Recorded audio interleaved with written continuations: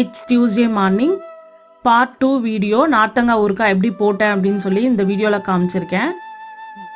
Boil பண்ணி எடுத்தது வந்து இந்த அளவுக்கு வெந்ததுக்கு அப்புறமா ஃபுல்லாக கட் பண்ணாமல் சும்மா 4 ஸ்லைஸ் மாதிரி அப்படியே போட்டுட்டு உப்பு அளவு வந்து பாட்டிமாக்கே தெரியல, அவங்க எப்படி சொன்னாங்களோ அந்த மாதிரி எடுத்திருக்கேன்.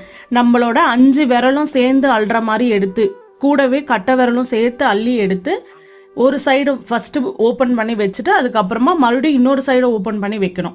ஒரு நார்த்தங்காய்க்கு 2 வாட்டி உப்பு வைக்கணும். எல்லா நார்த்தங்காவும் அதே மாதிரி உப்பு வச்சுட்டு நான் வந்து இந்த வாட்டி மண் பாத்திரத்தில் தான் பண்ண போகிறேன். ஸோ எல்லா நார்த்தங்காவையும் இந்த மாதிரி அழகாக அடக்கிட்டேன். ஒரு 3 நார்த்தங்காய் மட்டும் குட்டி குட்டியாக நறுக்கி வச்சுருக்கேன் தனியாக. மண் பாத்திரத்தை வந்து துணி போட்டு நல்லா கவர் பண்ணி வச்சுருக்கேன்.